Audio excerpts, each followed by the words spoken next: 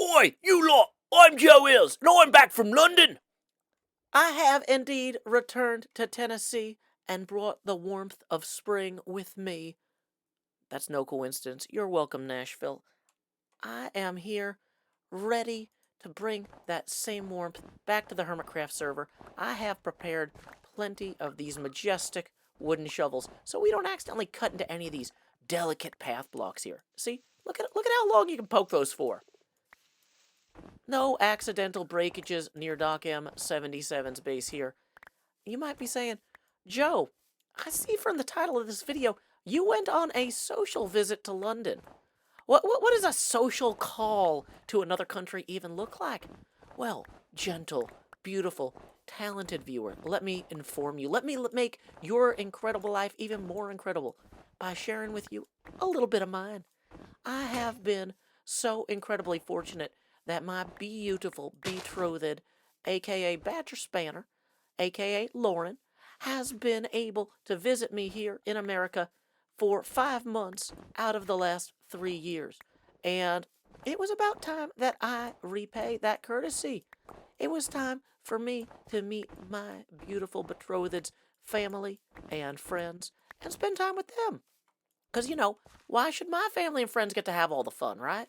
So, I have a beautiful betrothed. I'm just going to keep stacking those words together.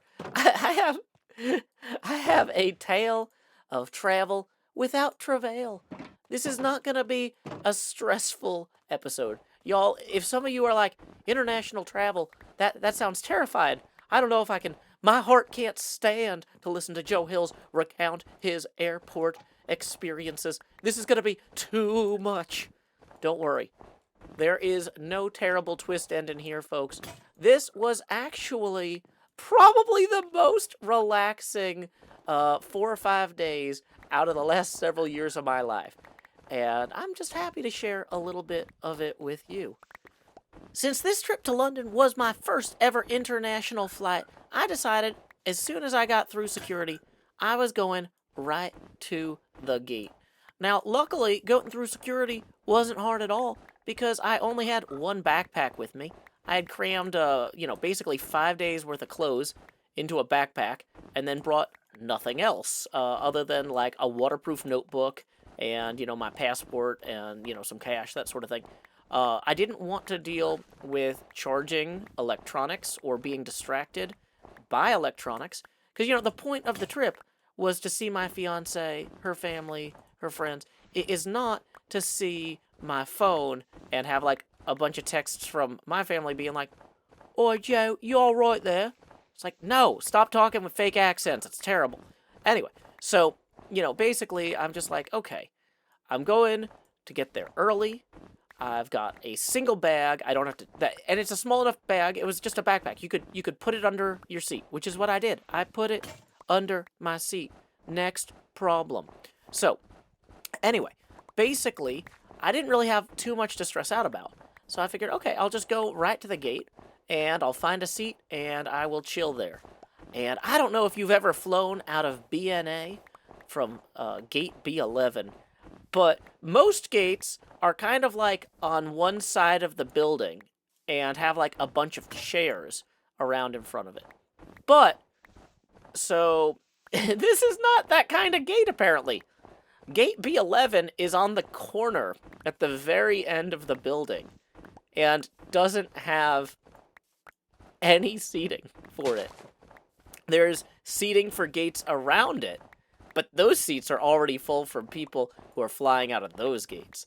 And so I ended up walking around the entire airport, like the A gates, the B gates, the C gates, the D gates, all the gates. I was like, well, there's probably a bar with an open stool somewhere. Yeah, it was literally the last place I looked. But I was able to find a place to sit and chill and read. My fiance got me a subscription, well, 2 subscriptions, one to Analog and one to Asimov's. Both of those are like science fiction anthology. I don't know if you call them anthologies, but they're pulps. They come out every 2 months and they're collections of short stories, like little magazines. And you might say, Joe, why didn't you just sit on the floor by the gate?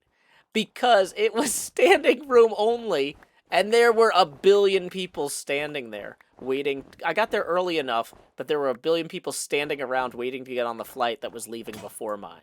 So I would have been, like, trampled if I had tried to simply sit on the floor anywhere near that corner gate. So I went and I chilled, and I read for a little while, and then I wandered back, and it was time to get on the plane. Luckily, my fiance had warned me that apparently on these international flights, they like to ask you things. I thought, in my ignorance, I was like, oh, it's an 8-hour flight. I'll just go ahead and sleep for 8 hours. But apparently that's not what you do on a plane like this. So, like, for example, when I flew back from Minecon Las Vegas, it was a super early morning flight, and everybody at the airport had clearly just decided, well, it's Vegas. I'll stay up until my plane, right? So we got on the flight, and the flight attendant was just like, well, you guys are probably tired, so, press the button if you want a drink or a snack or anything. Otherwise, we're turning off the lights so everyone can go to sleep. And we did. And, so I kind of expected, okay, this is a late night flight from Nashville. We were leaving Nashville at around 8 o'clock or something, and we were arriving in London around 8 a.m. Like, we were basically... That's not the exact times, but it was... we're flying out of Nashville at night and arriving in London in the morning. So I thought, oh, okay, we'll just all go to sleep. But no, apparently they come around with a drink cart. And then an hour after that, they come around with a food cart. And, like, there's just stuff going on all the time. So, since I was warned about this, I knew not to spend money on food at the airport. And then was actually, had room for the meal. Because I've never been on a plane where they actually served you a meal before. Which, shows how much I fly. But, like, everything in the U.S. that I've ever done, you're lucky to get a thing of peanuts these days. Like, they're not handing out food, or whatever. But anyway, so that was because I knew in advance that they were going to be coming around. I had been warned. I didn't get annoyed.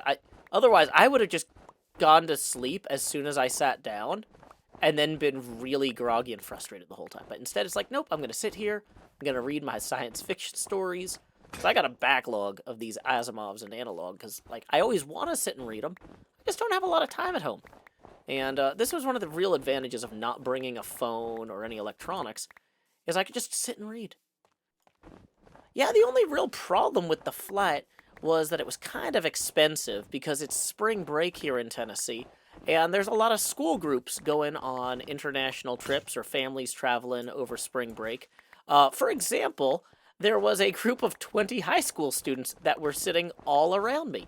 Fortunately, they weren't in the seat right next to me, but, I was a little bit dubious when I realized the situation upon boarding the plane. The only time that they were really being too loud, though, was during the landing.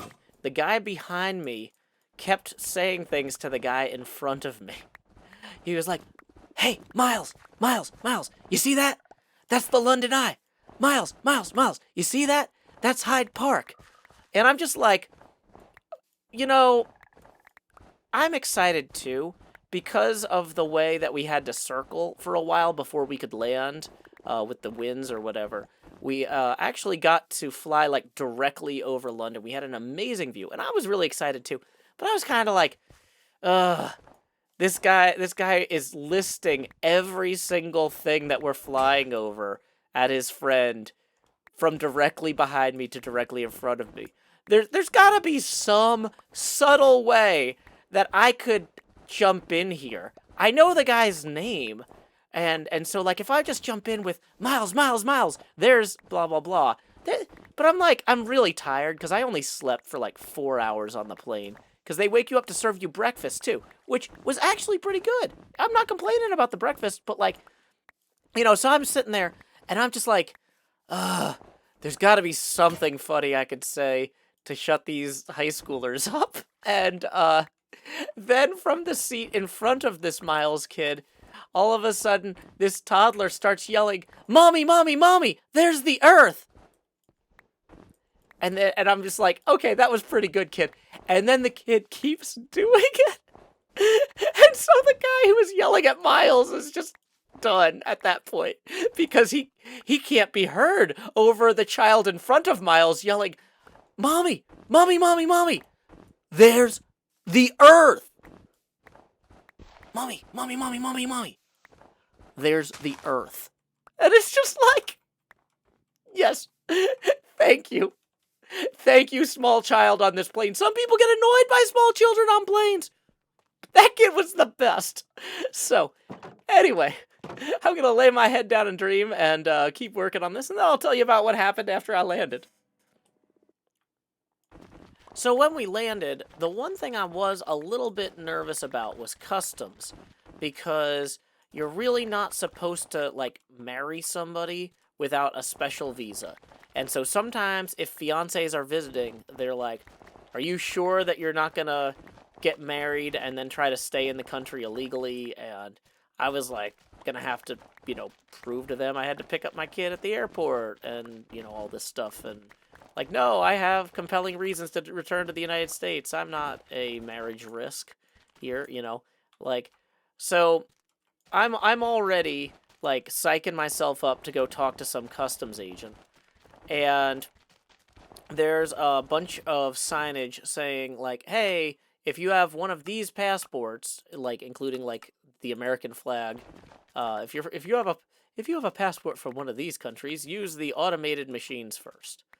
And so I'm like, okay, and so as I start walking up to, they've got like, this is Heathrow, okay, this is a huge airport. I was flying into Terminal 5 of Heathrow, which has so many planes coming in and out of it that they don't even have like connectors for all the gates, like those sky bridges or whatever.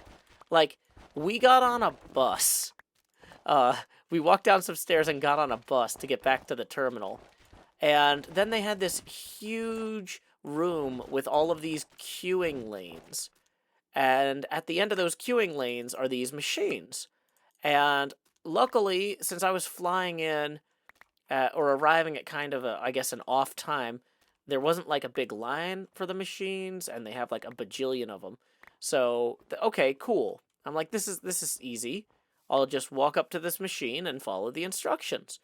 And so I approach one of these machines, and as I do, somebody in like a, customs uniform or whatever is like, "Hey, you have to take off your hat and glasses." Except they were like more British about it. Like, "Oi, you have to take off your hat and glasses." I'm like, okay, And then I'm like, "Now what?" And they're like, "Follow the instructions on the screen." I'm like, "Well, I can't read without my glass. Can I put the glasses back on?" And I'm like starting to put them back on so I can read the instructions. And they're like, "No, you don't need to read them." I'm like, "Okay." And so then I just stand there, and they're like, "But you have to do the things." I'm like, oh, can you read the instructions to me? And they're like, "Okay, open your passport to this page." And I'm like, putting my glasses back on to find the page of my passport. And they're like, "No, not with your glasses on. You can't have your glasses on for the machine. It doesn't work." And I'm like, ugh.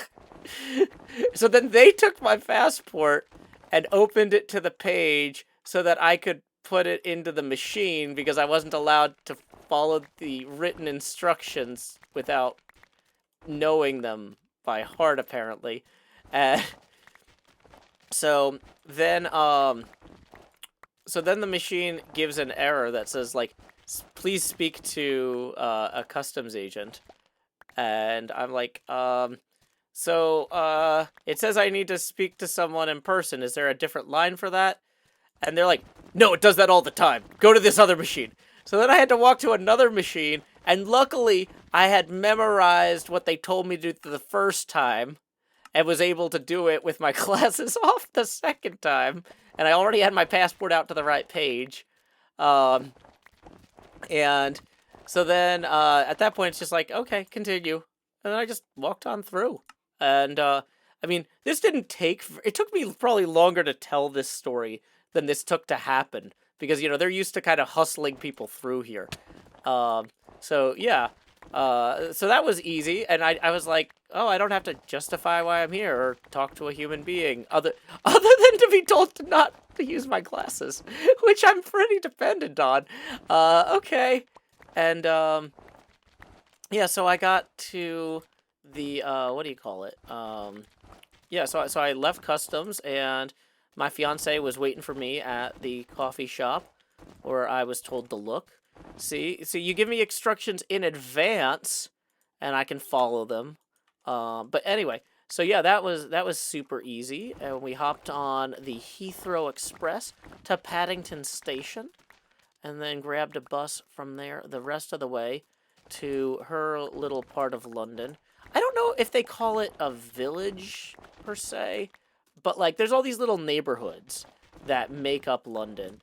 And kind of the objective of this trip was not to do all the touristy stuff, but to just hang out in her village, meet some people that, kind of like, see where my fiance grew up. It's not like, just because I happen to be engaged to somebody who was born in a major city doesn't mean that they have like a lot of memories about the tourist attractions downtown. It's, oh, hey, let me show you where I went to school. Let me show you where my friends I used to hang out. Let me show you where I do this these days. That sort of thing. And so, yeah, we stopped by Lauren's flat to pick up luggage for the week since we were going to be staying in a hotel, which was very nice. I liked that it was like an actual, like, oh, this local family owns these 3 buildings and converted it into a hotel. And it wasn't like just, oh, here's Days Inn or, Hilton, except in England. It's like, here are these random rooms that have been converted to hotel rooms. And it's just like, oh, this is cool. But anyway, picking up Lauren's luggage, I got to meet the family and, kind of be like, yeah, hi, I'm taking your kid away to America, but I'm not creepy, I promise, that sort of thing. So that went well, fortunately. But yeah, so having accomplished that before even checking into our hotel, like, we had a formal dinner planned with Lauren's parents for like Wednesday night. But it's just like, okay, first thing off the plane on Monday, I at least got to meet them. So that's like major achievement, accomplishment, objective of the trip done. One less thing to worry about. So, we have a lot to do around here too, but I'm enjoying using the diamond shovel for the treetops, but like I said, for the delicate work over here by Doc M's stuff, we're just gonna use the wood ones. I wanted to give the mobs a chance to despawn, but I'm realizing it's so close to nightfall. Maybe I should just run over here now and knock out what I can. But yeah, so one of the other objectives of the trip we also planned for Monday, kind of thinking like, well, you know what? It's the best time to do it for everybody if it works. So Lauren used to do work with folks who ran comedy events, and so one of Lauren's friends, Tiff, organizes a Monday night comedy show called Old Rope. And the idea is that comedians come in and practice new material, see what works with a smaller audience before performing it, like in bigger shows for like specials on television or like big stadium events. So, kind of a smaller venue was what they started out with, having like maybe 12 to 20 people in the audience years ago. But now it's up to the point where they're actually renting out the entire club, the Comedy Store, in London, for their Monday night shows. So even though Tiff had been organizing this event for years and came up with it in the first place, unfortunately she wasn't feeling well and had to have her pal Lena fill in for her that night. So I'm going to have to look forward to meeting Tiff another time. I did get to meet several of Lauren's other friends there, though. And it was just kind of, it was kind of like, just, I don't know. It wasn't really that stressful in the ways I was expecting it to be. Like, I think, just like the international travel thing, like, you kind of expect, like, when there's something that you've been wanting to do for a while, and then you don't get to do it, you start worrying, like, oh boy, like, well, now what if I screw this up or something? I don't know. But yeah, no, Lauren's friends were really chill, and we hung out before the show and talked and got to know each other, and yeah, they apparently have all been going to this Monday night thing for years, and so they were in their element, and I was definitely coming to visit them, and so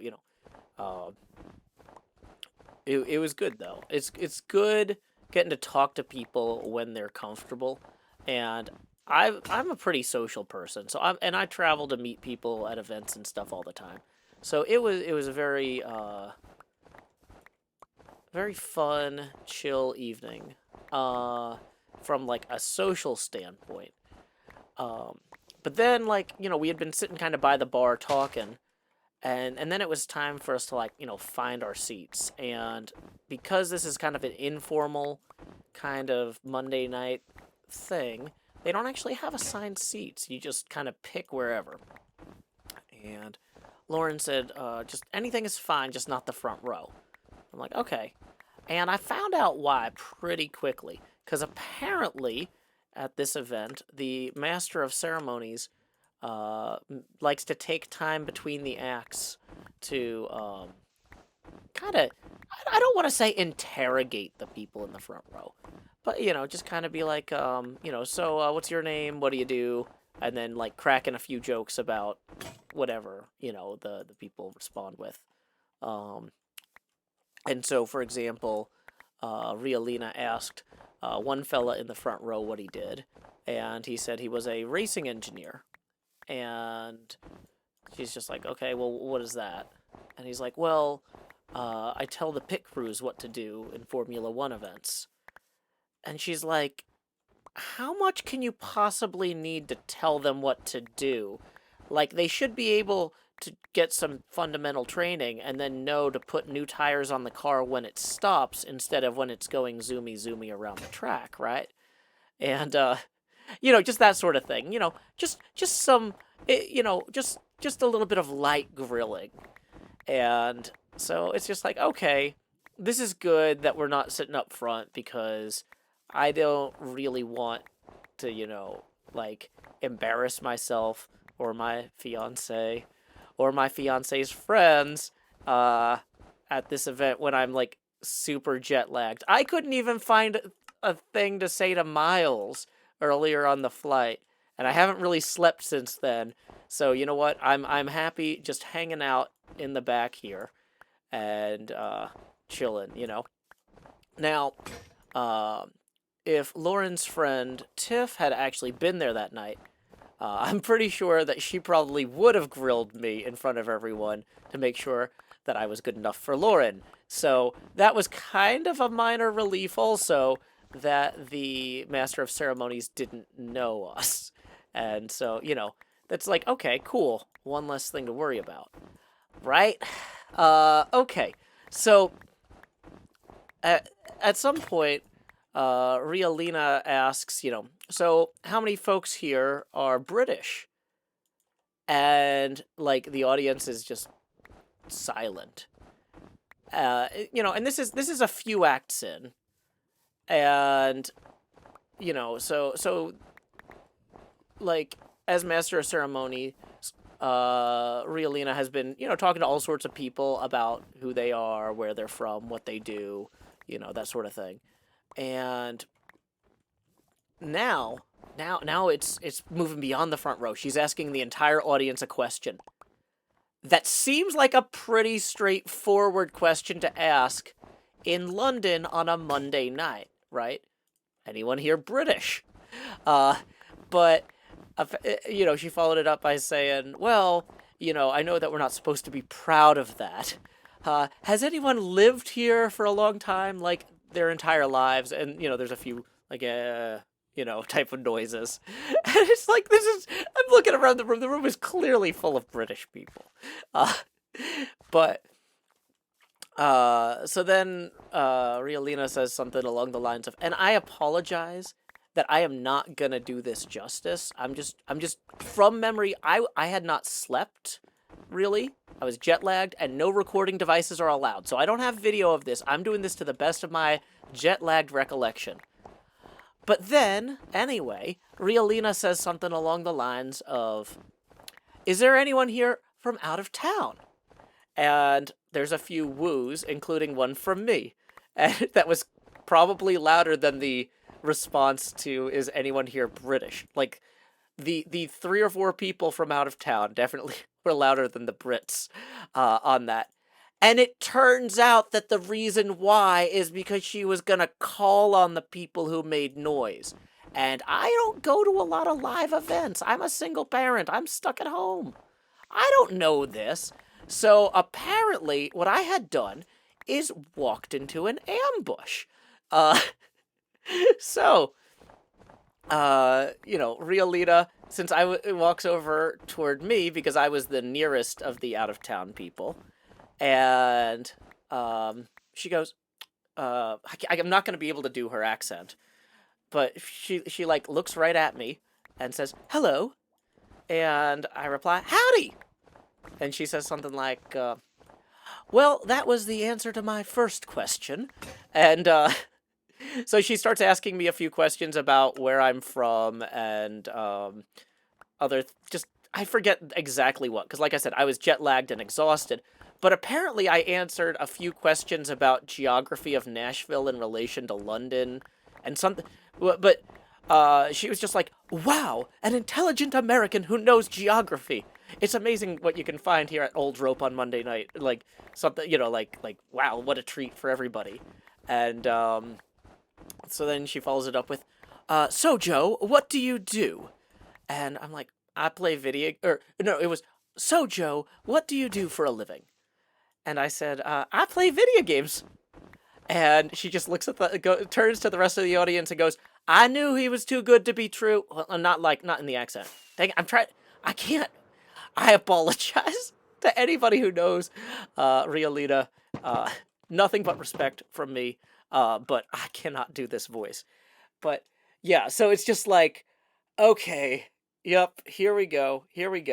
So she turns to the audience and says, I knew he was too good to be true. You play video games.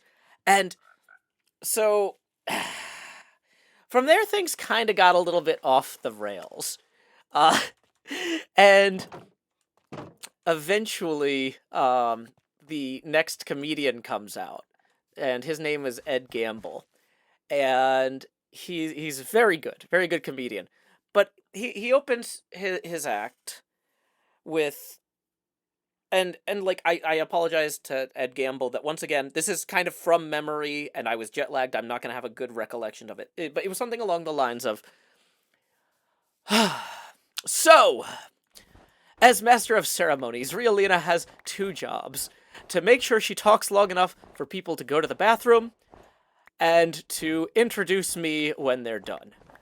And it was clearly already time to introduce me when she made the mistake of talking to the man who plays Minecraft for a living. And that's an unfortunate situation to be in, because once something like that has been revealed to the audience, if she moves on to me, they will spend the first several minutes of my bit thinking to themselves, boy, I wish Rialina had talked to the Minecraft guy longer. I don't understand anything about how that works. I want to hear more. So then, she is in the unfortunate position of being required to speak to the man about Minecraft until everyone in the audience thinks to themselves, gosh, I wish she would stop talking to that guy about Minecraft so I can hear what Ed Gamble's about to get on about. Although it does seem that I probably should write some material about Minecraft now. So, yeah, I felt pretty good about the fact that, yeah, I was asked enough questions that the guy who came after had to talk about it and address the audience about it. So that was fantastic. But yeah, and it was one of those things where, like, you know, I was like, I felt I wasn't too nervous. I was like, I can probably hold my own here. I just need to not say anything stupid because I'm tired. And I'm really tired. So, having successfully navigated inquiries by the Master of Ceremonies, I continued to enjoy the show. It was fabulous. You know, I was kind of thinking, well, because it's, you know, new material night, they're going to be bringing out a lot of stuff that they're not sure if it's going to work or not. And for the most part, everything everybody said landed pretty well. There were a couple folks who weren't British who I thought were just as funny, if not funnier, than some of the British comedians with their jokes. But I guess it just, like, wasn't the right audience for it. And I guess that's kind of the point there. But, yeah, because there was a comedian from Canada and a comedian from Ireland who were both spectacular. I was so glad. I enjoyed the entire show, top to bottom. And I really appreciate my fiance taking me out there for that. And because, like, I wouldn't have known, like, what to do on a Monday night in London. And this was actually a recurring theme. You know, I was telling one of our friends that this was the most relaxed I had been in years, because normally I have to make like 1 million decisions a day. But with this trip, I mean, when you're at the airport, you just go where you're supposed to go. When you're on the plane, you just sit there quietly and read. You know, the hardest decision I had to make the entire day was what to have for dinner. And in fairness, I did waffle about that for like 8 or 9 minutes. Like, I mean, if the waiter had come over earlier, I would have just picked something immediately. But, like, I was so tired, I was like, do I want yakisoba or do I want ramen? I do not know. So I appreciate my fiance's patience with me as well. But anyway, so, like I said, I was simply chuffed to bits with all the performances. And one thing that was kind of funny was that, like, my fiance had warned me that I would be recognized as a loud American, and I just needed to make peace with that. And I was not ready to make peace with that. I'm like, how are they going to know I'm a loud American? I'm not going to be loud. I'm going to sit there politely and not cause a stir. And it turns out that apparently when the Master of Ceremonies asks you questions, you're not supposed to project so the whole room can hear you. I thought if somebody's like, where are you from? You know, and you respond, Nashville, Tennessee. You respond loud enough that everyone can hear you. But it's actually the role of the Master of Ceremonies when doing these inquiries to repeat back into the microphone for everyone what has been said. Because no, you know, well-meaning British person would speak that loudly for the whole comedy store, you know. So anyway, so Rialina went on a few segments later to call on this other bloke, if you will, sitting on the other side of the club, and she says, you know, what's your name? He says his name. She repeats it into the microphone. And what do you do? I think it might have been Ryan or something. So, and what do you do, Ryan? I'm an environmental engineer. And she goes, do you hear that, Joe? And I said, yeah, environmental engineer. And she's like, no, Joe, did you hear how he didn't shout when he responded? And I was like, environmental engineer. And she goes, much better. And so, oh, I made a bunch of pickaxes. Let's go make some shovels. Anyway, so my fiance did correctly assess that I would be called out for being loud, which, you know what? Maybe this is one of those important things to learn before you get married, is to just accept that the other person is going to be right sometimes, whether you can believe it or not. But it's fine. But yeah, that actually got a pretty big laugh, the stage whisper on environmental engineer, which really shows it doesn't matter if what you're saying, you know, is technically funny, as long as you deliver it comedically. So I was very happy to do that. In fact, one of Lauren's friends actually, he's just wrapped up work on a master's in writing focused on comedy, and he actually said after the show that he was really impressed by how I handled the questions, and, you know, that I got some big laughs. And I was like, well, you know, I wasn't there to do that, but yeah, I'm happy too. I'm just glad I didn't screw it up. So anyway, at the end of the show, this guy comes up and says, your name is Joe, and you play Minecraft in Nashville. You wouldn't happen to be Joe Hills, would you? And I was like, oh, yeah, I am. You want to get a selfie or something? And so, yeah, we took a photograph, and one of Lauren's friends was like, does that happen often? And Lauren's like, it happens enough. And so, you know, I'm like thinking to myself, wow, that's pretty cool. I'm world famous now. So where are you from? And the guy goes, I'm from New Jersey. And I'm like, oh, okay. So I'm still America famous. That's fine. That's fine. You know, I go back to my fiance and I'm like, yeah, well, the guy who recognized me is apparently from New Jersey. So, you know, make of that what you will. But then this other lady comes up to me, and she's her name was Hannah, and I know this because she was asked a bunch of questions too, because she had been sitting in front, and I was thinking like, oh, maybe she's coming over to commiserate about being called on by the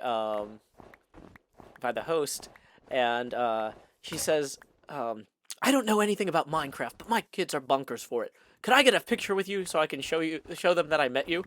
I'm like, yeah, sure. So I actually got 2 pictures with people. One of them didn't know who I was, and one of them wasn't from England. But, you know, I figure between the 2, I'm probably doing pretty all right, you know. I'll take it.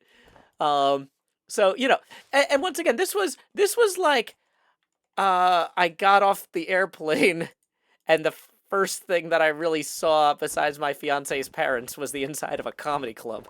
So, yeah. I'm willing to, I'm pretty happy with how that went. I was worried that jet lag would be more of a factor, but because I'm constantly tired anyway, and I'm just used to dealing with it, but I didn't have all the other stressors that normally would be, like, getting to me and wearing me out. It's just like, oh, this was like playing life on easy mode. It's like, yeah, I can get the same amount of sleep I do often anyway, except not need to have 1,000,000 tasks completed every hour. Awesome. Yeah, I can do this. So yeah, managed to navigate the comedy club and everything jet lag. The other thing is too, I think people were like willing to cut me some slack because of the jet lag.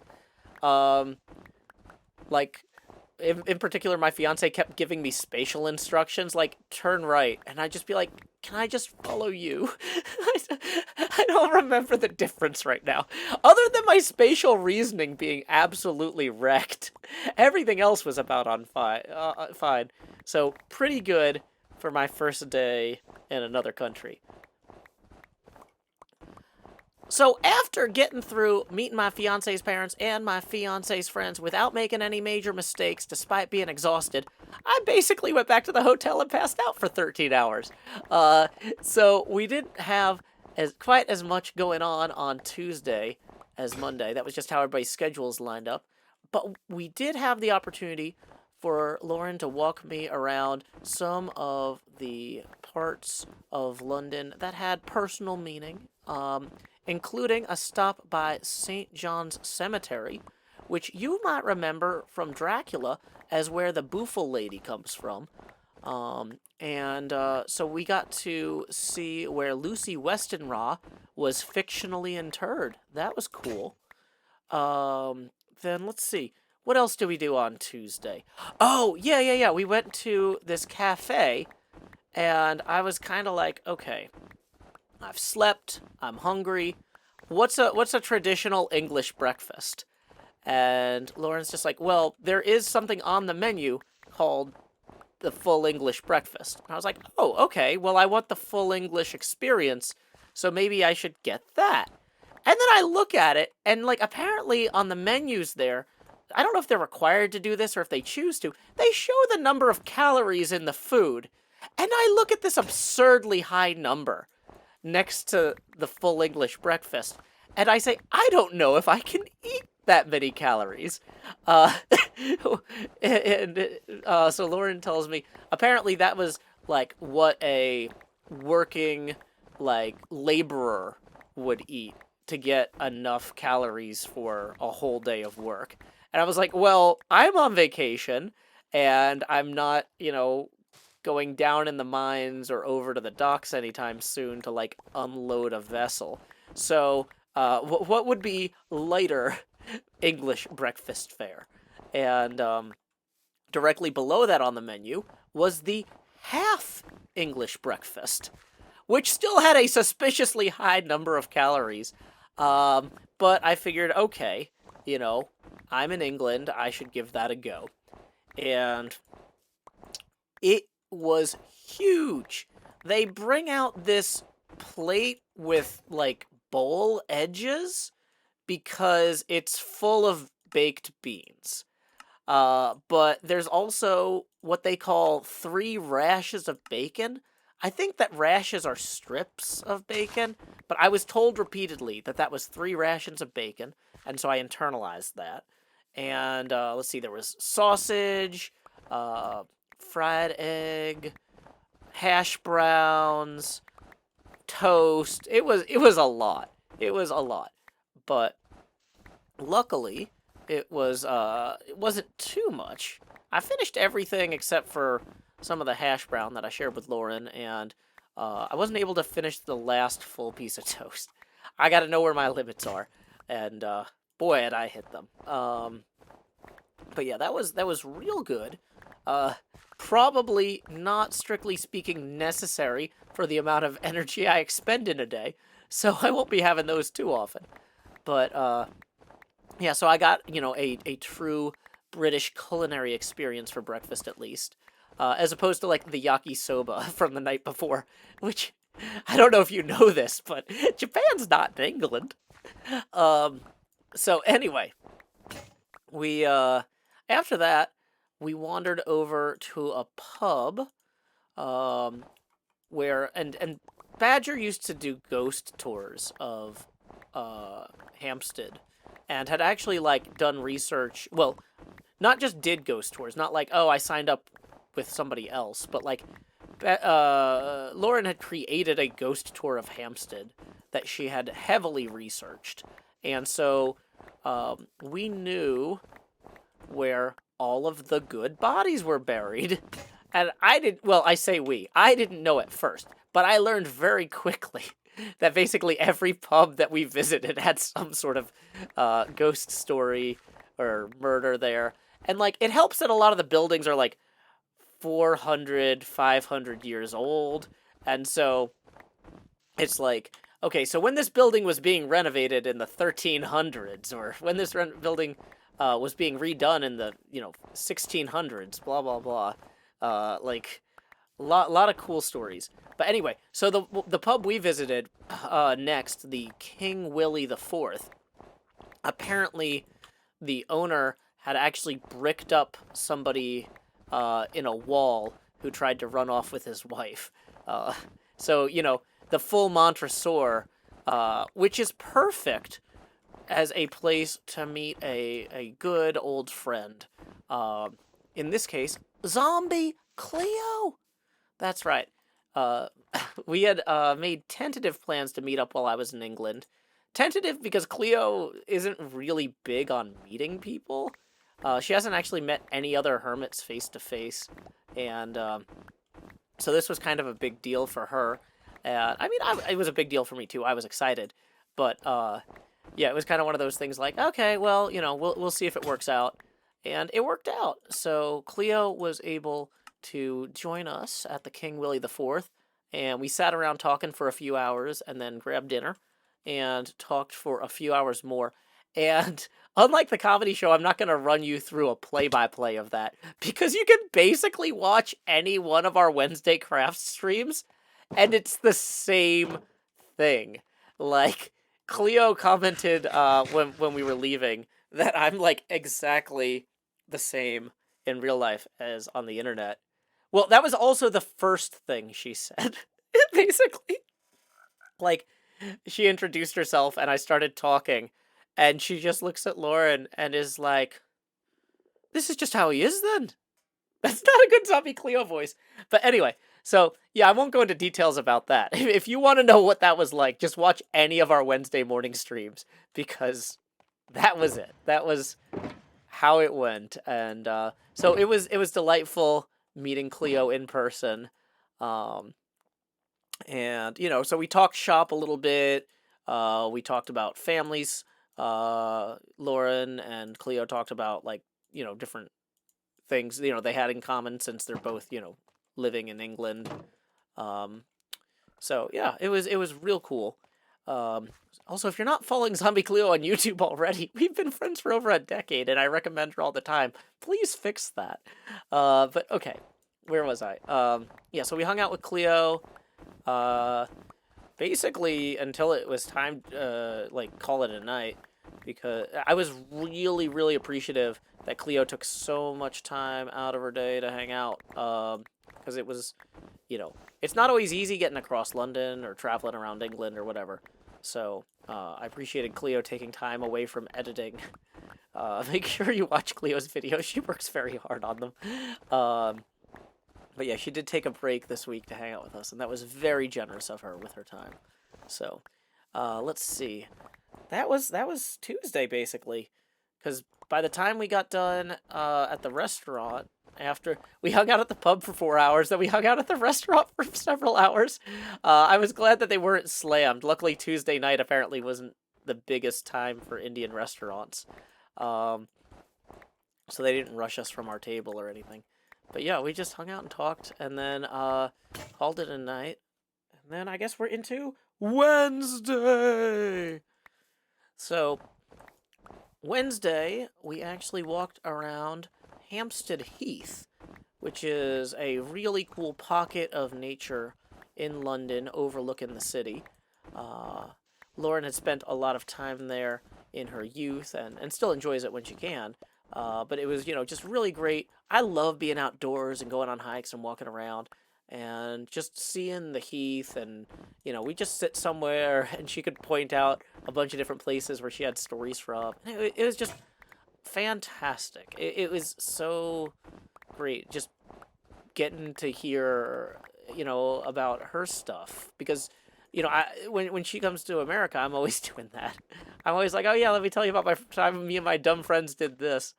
And, because it's like, oh yeah, that's where we did that, blah, blah, blah. And so, being able to just sit and listen and share that stuff was just so great. And, a lot more meaningful than just like, okay, we've got to hit every tourist thing in the UK in 4 days. Go, right? And so Wednesday night, though, we kind of had this very chill hangout on the heath, and we stopped before dinner because we were supposed to meet both of Lauren's parents for dinner. However, Lauren's mother had to back out at the last minute, and so it was just gonna be me and Lauren and Lauren's dad. And like, I mean, I know that I'm like a 36-year-old man at this point, and so I shouldn't be stressed out about like having dinner with the father of someone I'm dating or whatever. But it's always a little bit stressful on some level. Like you worry because you don't want to screw it up. You don't want to leave a bad impression. Um, so before we headed to dinner, we stopped at another pub. Like I said, we basically were just touring all the places that were meaningful to Lauren, or where she had grown up or hung out. And so we stopped by a different pub called the Garden Gate. And, we had some chips, which is what they call fried potatoes. And then we were about to go when this guy, who was probably in, I don't know, late 50s, early 60s, who was there with his daughter, recognized Lauren. Apparently, this is just, one of those things about, like, hanging out the same places that you hung out all your life. You've run into people who hang out at those places, too. And so he insisted on buying us drinks and catching up. And he had a very, very thick Cockney accent. And I could understand about 80% of it. This guy, just loved telling stories, though, and he's got all these stories about when Lauren was young, and, his daughter's talking about, like, what she's been up to, and Lauren's talking about what she's up to, and so everybody's hanging out and having a good time. I'm mostly just listening. Luckily, his daughter had a very understandable accent, so even though I could only understand 80% of what he was saying, like, I got the gist of it generally, and was, able to, like, smile and nod appropriately. The only time I smiled and nodded inappropriately, though. Oh, boy. So he transitions from just, like, some general anecdote into kind of the, like, don't you disappoint her or I'm gonna beat you up type of talk. Like, and you get those talks from, like, overprotective older men, around, like, because, like, he's known Lauren basically since she was born. He's been friends with Lauren's dad since before she was born. Like, and so he starts to give me the, like, you better not screw this relationship up, don't you dare hurt her talk. But he's doing it in the same tone at first as the other funny stories. And because of the accent, it took me a minute to realize that I needed to transition from smiling and nodding to looking deeply concerned for my well-being. Because I didn't want him thinking that I wasn't taking his words seriously. But I think I managed to recover okay from that. I'm in danger. Yeah. So that was that was a lot of fun, though, and like I said, that's why we weren't just going to do the tourist stuff. So, we could hang out and meet people from just around that part of London that Lauren's known forever, and it was great. And when we left, though, Lauren was like, "Okay, you know what? If you could understand him and hold your own in conversation, like, talking to my dad will be easier. Like, you have nothing to worry about tonight." I'm like, okay, great. That was kind of what I was thinking, too. But I am known for my hubris, so I am really glad that you feel the same way. So that was great, because it was a low-pressure training wheels conversation. It's actually the opposite of a training wheels conversation, because it was, like I said, harder to understand this guy than Lauren's dad when we sat down to dinner. But we had a nice steak dinner. And it went really well. He told a lot of stories about his days as an audio engineer, and also, like, just random anecdotes about the guy that we had just gotten done talking to. Like, oh, you ran into PD, blah blah blah. Because they were both telling stories about each other. They'd known each other for so long. So yeah, it was nice. But that kind of, because otherwise, honestly, him being a retired audio engineer and in London and me making funny Minecraft videos in Nashville, we didn't really have a lot in common. The only person that we both knew was my fiance, except that we happen to now both know his pal Petey and Petey's daughter. So, that was a great kind of bridge. Like, I'm really, really glad that we ran into that guy. He was just really funny too. Like, so that just made the whole evening easy. So no stress on the formal dinner with Lauren's dad, and that was Wednesday. And at that point, I'm like, okay, Thursday, what's left? Tourism.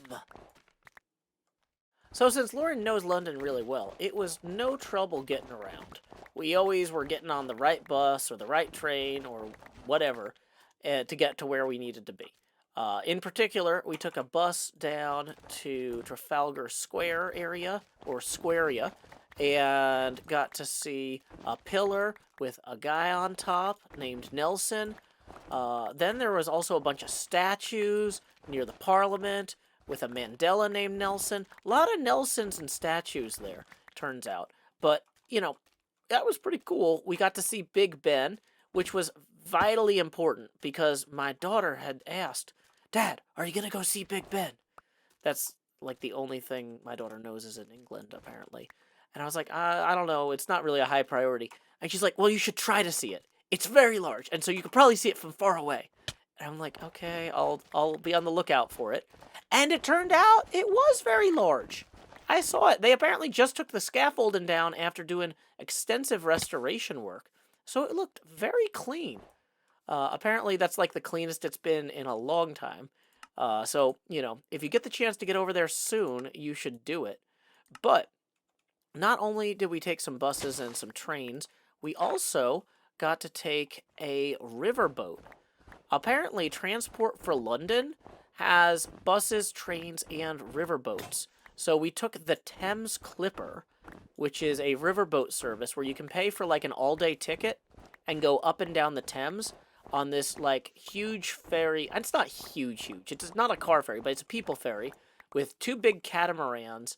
I don't know what the capacity is. There probably was a fire marshal sign somewhere that says like capacity 120 people or something. So it was big, but not huge. And so we got to ride on the back deck of this ferry and see all these incredible sights alongside the Thames, like the Tower of London and the Globe Theatre.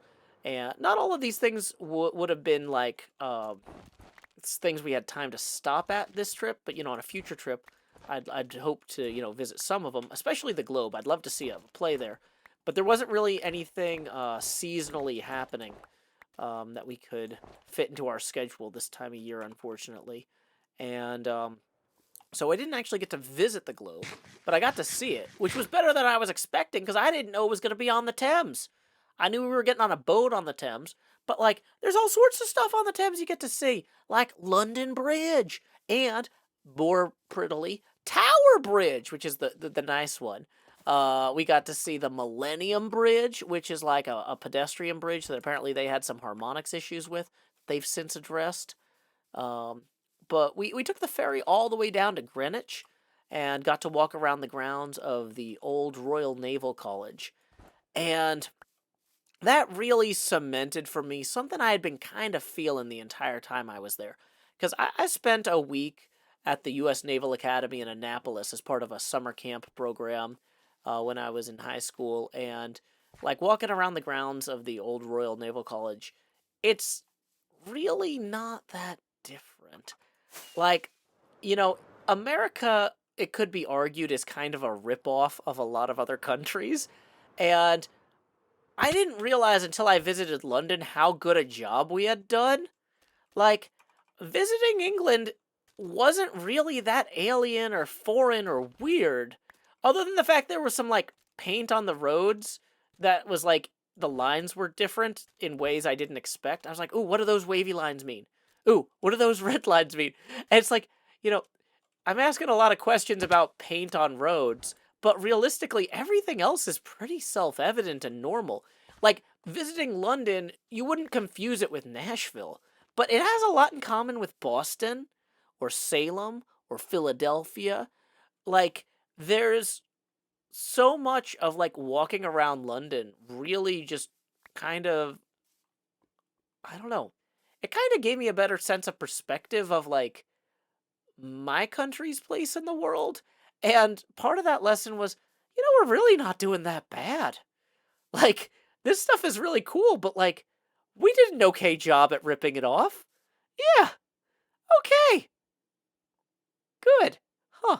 So, yeah, I was never, like, really crazy disoriented or like, oh no, this is, because, like, I visited St. Augustine plenty of times, and that's the oldest, one of the oldest continuously occupied settlements in North America. And it's like, okay, yeah, so here's some stuff from 1500. So you go to England and they're like, yeah, this is from 1300 or 1100. And it's like, okay, but it's not that different, is it? Like, it's worth seeing, but it's not like my mind is blown. I was like, huh. It turns out the stuff I've been experiencing all along was pretty okay. I was worried I was incredibly uncultured, but, like, we've been ripping off their culture and architecture and stuff for so long that, like, no, I've got an okay head start. I'm not starting from nothing on this. So, that was really reassuring. It was cool seeing the ship, the Cutty Sark, though.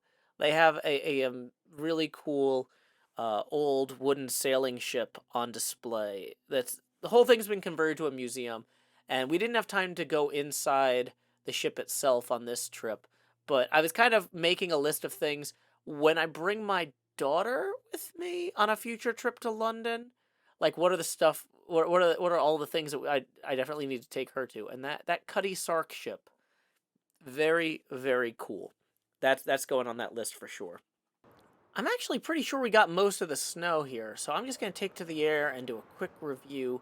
Although, you know what? I'm realizing there's a bunch of it over by Jevons. Sorry, Jev. Let me clean that up, too, while I go on to talk about other kind of closing reflections on the visit. Because Thursday was our big tourism day, and then it was time to head home first thing Friday morning. Now, a few things that I noticed that we don't have in America that are pretty cool, though. Number one, heated towel racks. The hotel, I noticed that the towel, like, was dry faster than I thought it should be. Apparently, there's something about the towel rack that, like, has a heating element that turns on and off, depending on, like, I don't know how automatic it is, but, like, it was really cool. I need to research this further. That's on my to research further list, is how to safely install a heated towel rack in my own home when I get one. That is definitely a to investigate item. Oh, another thing I noticed was that you're not supposed to talk to people on public transport. When we got on the underground, this was very clearly explained to me. And before we got onto the underground, and basically before we got onto or off of any sort of vehicle, it was repeated to me that I should not engage with random strangers in conversation. And I feel like that's a little bit of a national deficiency. They do have a campaign there for dealing with, like, they don't teach people how to talk to one another on public transit, but they do teach people that if you see somebody placing a bomb, you need to tell the police. And so they've got, in the aftermath of the Troubles, this whole big public transit, Transport for London campaign everywhere. On every train, every bus, anything you get onto, there's posters everywhere that say, see it, say it, sorted. And, like, when you get on the train, it actually does a whole, like, thank you for choosing Transport for London. As a reminder, if you see any suspicious activity, please say something immediately to the police by texting them at this blah blah blah number. See it, and then the police will immediately respond and ensure that the matter is sorted. See it, say it, sorted. And, so I understand why they need that campaign. But you know what they don't understand? They don't understand why they need a national friendliness campaign that I think should be called Get On, Go On, Greeted.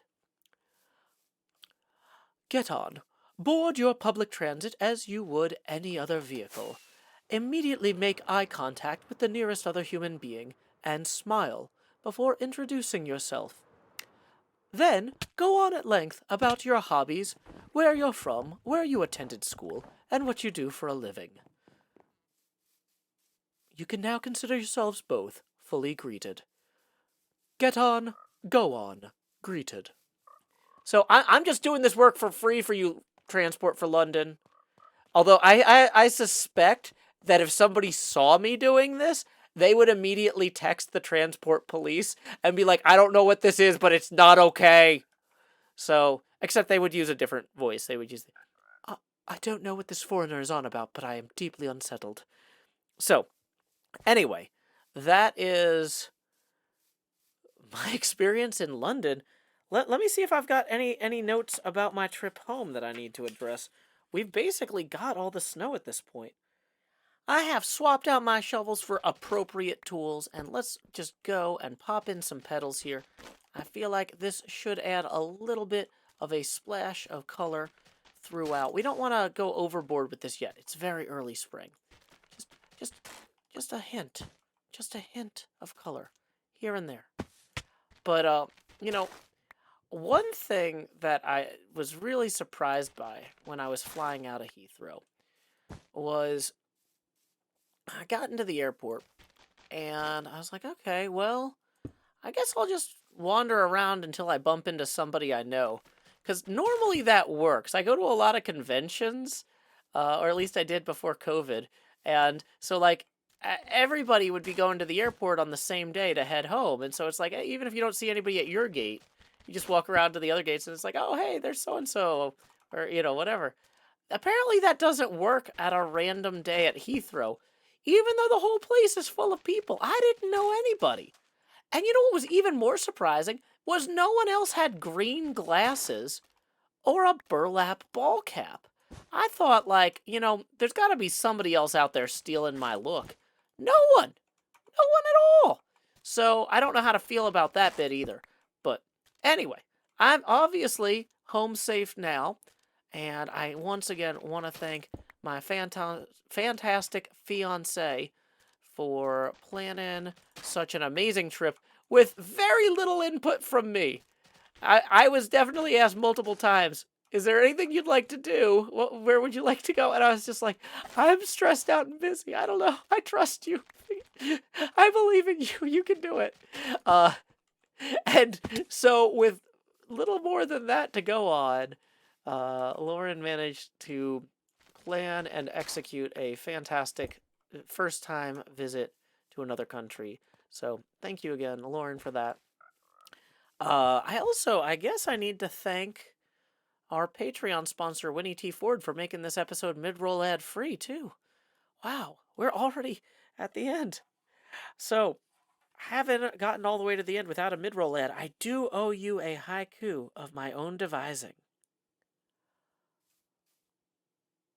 Redwood on the heath, young, but already so tall. You've centuries yet. Until next time, y'all, this is Joe Hills from Nashville, Tennessee. Keep adventuring.